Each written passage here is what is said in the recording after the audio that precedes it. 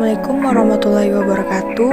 Perkenalkan, nama saya Syifa Rekalzativa dari kelas 12 IPA 1. Di video ini saya akan menjelaskan tentang materi menuju demokrasi terpimpin.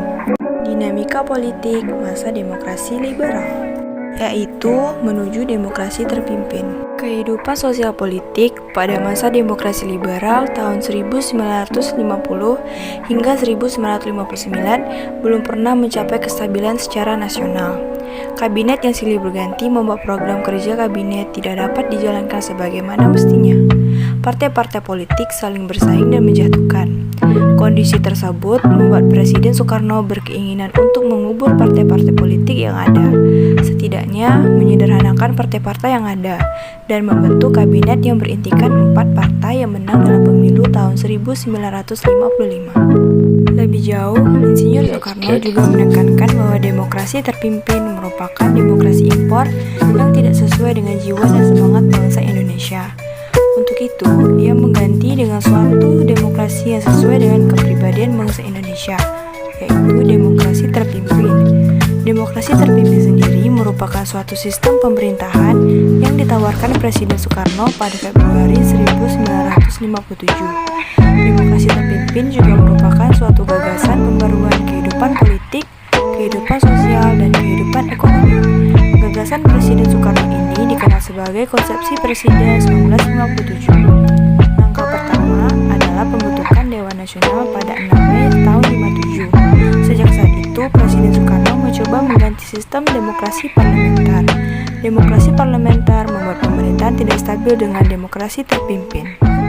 Langkah selanjutnya yang dilakukan oleh Presiden Soekarno ialah mengeluarkan suatu keputusan pada tanggal 19 Februari 1959 tentang pelaksanaan demokrasi terpimpin kembali ke UUD 1945.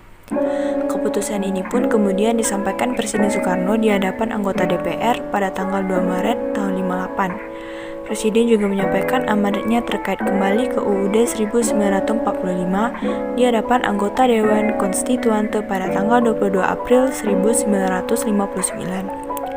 Dalam amanatnya, Presiden Soekarno menegaskan bahwa bangsa Indonesia harus kembali kepada jiwa revolusi dan mendengarkan amanat penderitaan rakyat. Presiden Soekarno mengumumkan dekret yang memuat 3 hal pokok, yaitu 1.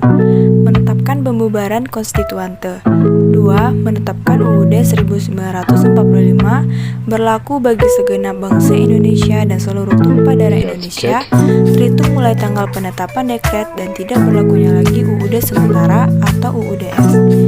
3. Pembentukan MPRS yang terdiri dari anggota DPR ditambah dengan utusan-utusan dan golongan serta pembentukan Dewan Sementara Pertimbangan Agung atau DPAS.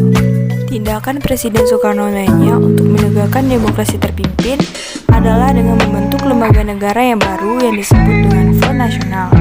Lembaga ini dibentuk berdasarkan penetapan Presiden nomor 13 tahun 1959. Dalam penetapan ini disebutkan bahwa Front Nasional adalah suatu organisasi massa yang memperjuangkan cita-cita proklamasi.